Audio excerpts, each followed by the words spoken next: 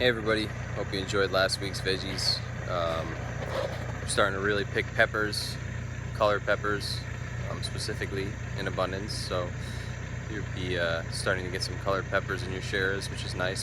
Basically peppers, a colored bell pepper is just a green bell pepper that is rotting. It's actually part of its breaking down process. So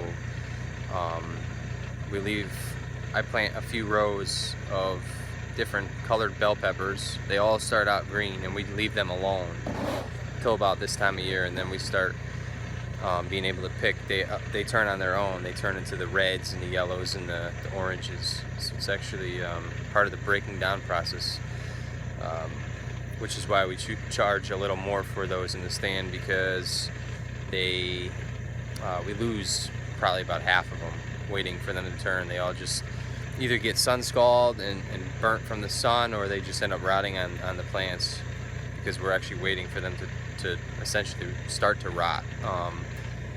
But there's a little fun fact for you guys today. I'm out here at Booth Hill doing some fall plantings. It's kind of bright, so I can't really see what I'm showing you guys in the phone here, but so here is the bed maker that I was explaining to you in one of my earlier videos. This is actually, I'm not laying plastic right now. I'm just laying the drip irrigation, which is up on the spools, and as I go, it puts it underground, or in the bed that I'm making.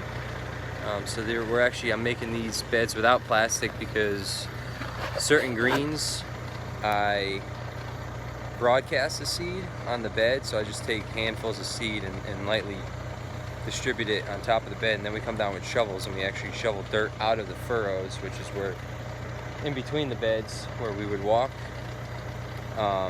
We shovel the dirt out of there and just toss it on top of the bed, and it covers the seed enough to where it'll actually grow. I do this for spinach,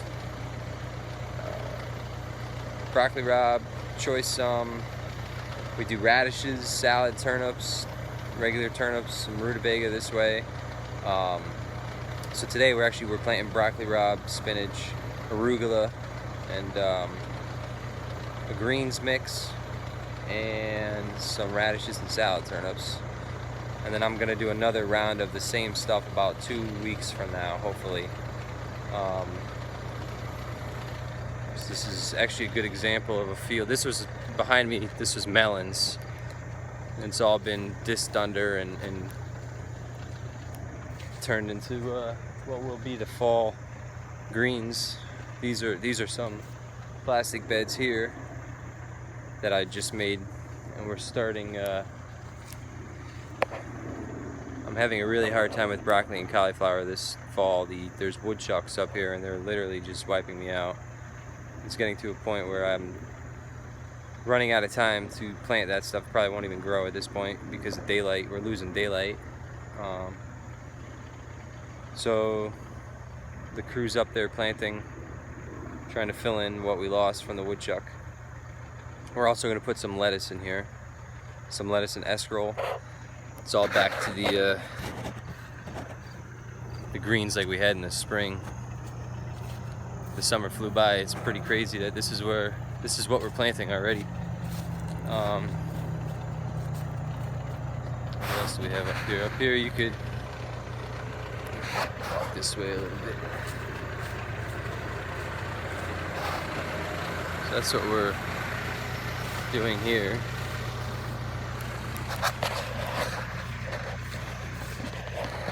And up on this hill we have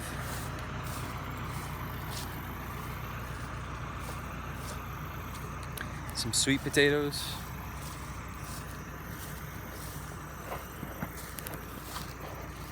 some sweet potato vines, and we have kohlrabi, some more cabbage, Napa cabbage, Swiss chard, and up top you could just barely see the pumpkins up over top of the hill. That's where our pumpkins and our winter squash are. So lots of fall things happening here, and